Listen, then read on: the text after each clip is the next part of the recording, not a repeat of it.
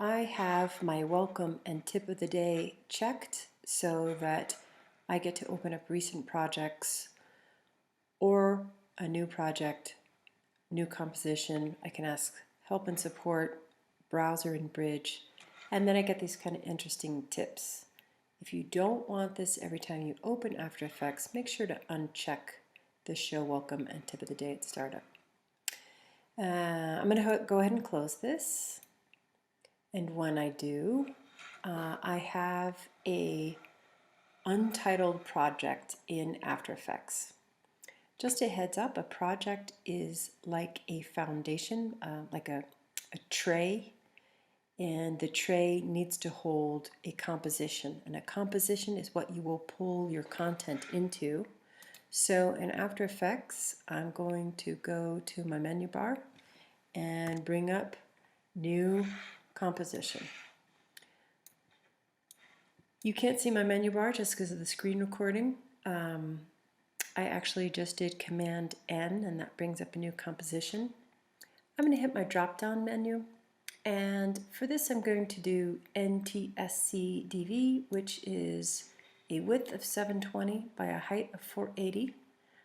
This is just a good standard starter. It's actually kind of small for modern video, but because my laptop's old and I have several programs running at once, I'm going to go ahead and get this smaller file size. Just note that the automatic frame rate that comes with this is 29.97.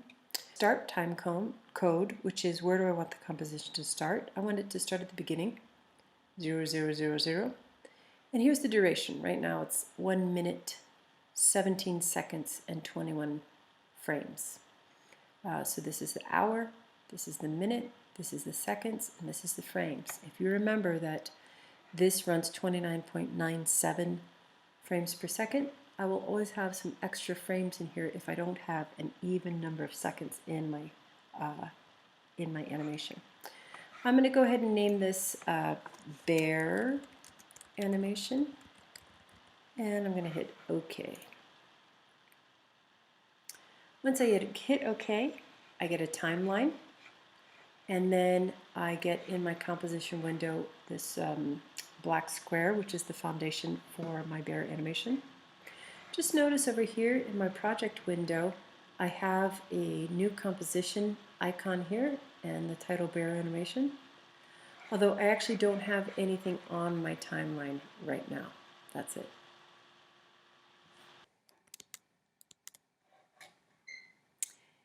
So in After Effects I have my composition, which by the way I'm zooming in and out on the composition window using my mouse scroll.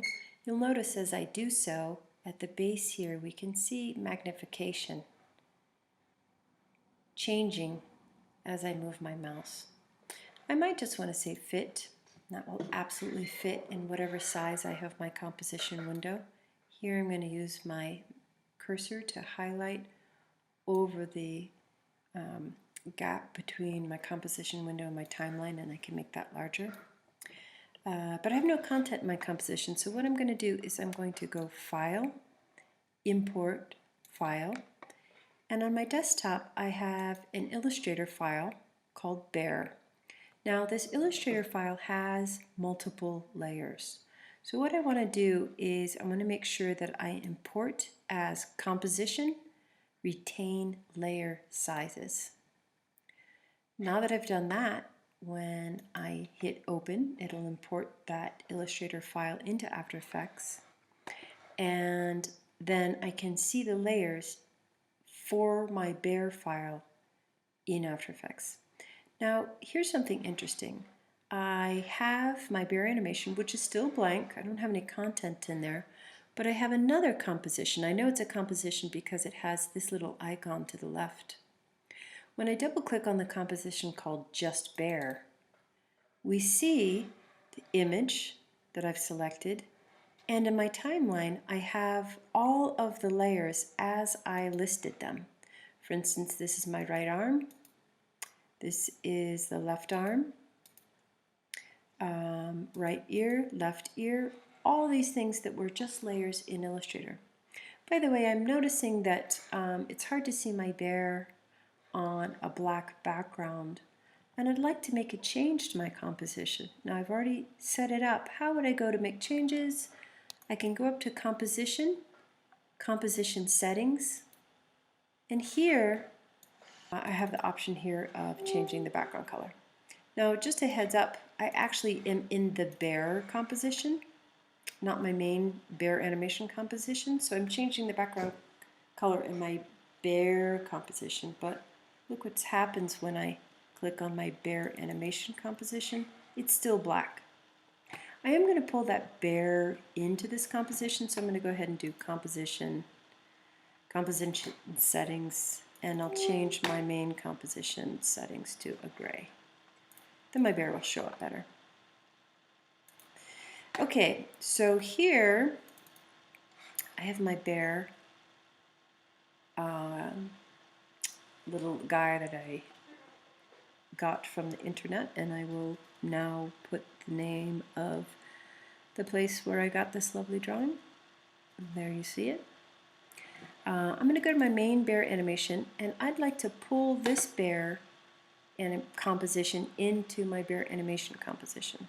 So I'm just going to drag this bear over and drop it down.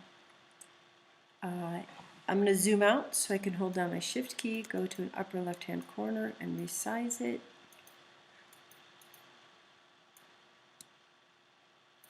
So it fits on my screen. Now the first thing we note is that my little bear doesn't have those same options. It doesn't have the left arm and the right arm and the layer. That doesn't exist in this bear animation composition right here. It does exist in this bear composition. And what's happened is I have done a pre-composition. The bear itself has its own timeline, and I've pulled that bear and its timeline into this bear animation timeline. Okay, so I am in my main composition called bear animation, but I want to animate part of the bear individually. So I need to double click on the bear's pre-composition or pre-comp, and here we see the bear and all its layers. I want to animate its right arm so that the right arm will wave. To do so, I need to go down to the right arm layer, twirl down the arrow to the left of the right arm, and then I want to make sure that the arrow is twirled down for my transform tools. So things are sort of hidden in this respect. What I'd like to do is I want the arm to go up and down. Now the thing is, I don't want it to rotate. So by up and down, I guess I mean wave back and forth. Maybe this little tip here kind of going up and down like this. One of the issues is I don't want the bear's arm to rotate around this center point. I need to change that. It should be right about here so that the bear's arm can hinge up and down on the body, not around the center of the arm. To change that anchor point, I can double click, and what happens is my layer pops up in its own window. I can grab this now and drag it over to the left hand side of the arm, and then when I jump back using this tab to the bear composition, we see that the rotation, the center of the rotation, is now at the far left of the arm. I do need to reposition it, but now when I go to animate it, and I can have it go up and down. Okay, so I needed to center that first, put that in the right spot. Let me go here in my transform tools, and the easiest thing for me to do is if I'm going to make my bear wave, I should have this arm just rotate. To make it rotate, I need to click on the stopwatch to the left of the word rotation, and when I do so, look what happens. I get a keyframe wherever my playback controller was. So my playback controller was there, and there's a keyframe. Now, as it turns out, I actually meant to have the start at the beginning. So let me show you how to clear a keyframe that you don't want. One option is to highlight it and delete it. Let me move my cursor. So I'm going to delete it. And now move my playback controller to the beginning. Go turn on my stopwatch. The keyframe appears.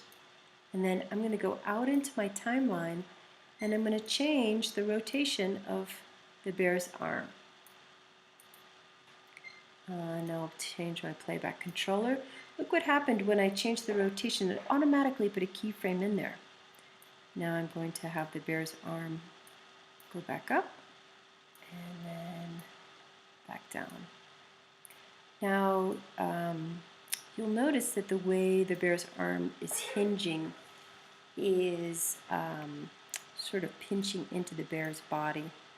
We can fix that quickly though. Whoopsie, I needed to go down.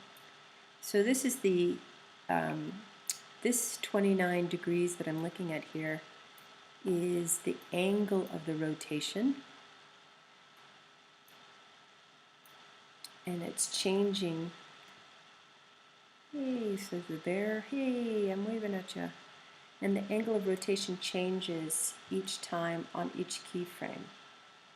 I can double check that and leap from one keyframe to the next in my rotation under transform under the layer. And on the left hand side there's two arrows on either side of a diamond shape. So I can jump from keyframe to keyframe using these arrows. Now, I did say that this little wave that the bear is doing is kind of awkward in how it pinches into the bear itself. I'm just going to click on my right arm of my bear and drag that layer underneath the bear body. Now, when I hit my space bar, we can see the animation take place. It's a little bit better.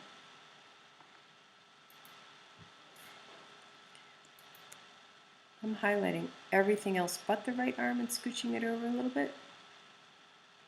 And I kind of want to do that because I've already animated my right arm and I don't want to mess with the position, but the bear, it's left arm, right ear, right eye, left eye.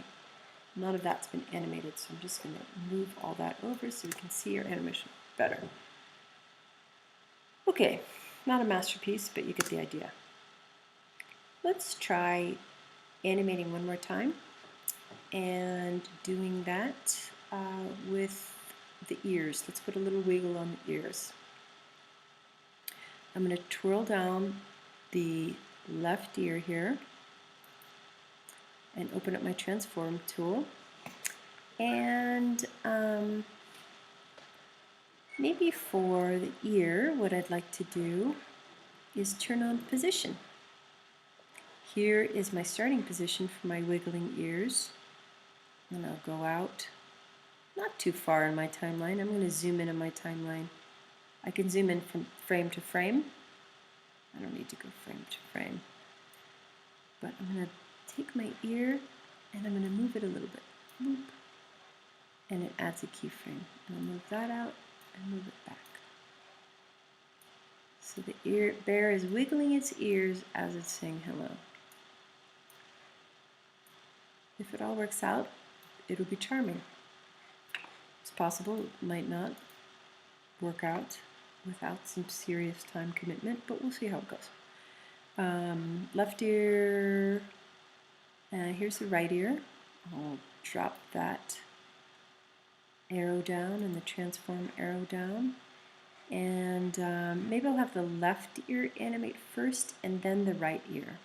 So my playback controller is still where the left ear ended wiggling. So now I'm going to start my right ear wiggling.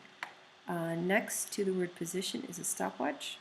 Click on the stopwatch, go out of my timeline, and I could change the numbers here, but what I'm going to do is just actually move the ear on the bear's head. Oops, sorry, I actually had the, I messed that up a little bit. I didn't grab the ear, I actually grabbed the position. I'm sorry, the anchor point. I kind of moved the anchor point. All right, let's see how that looks.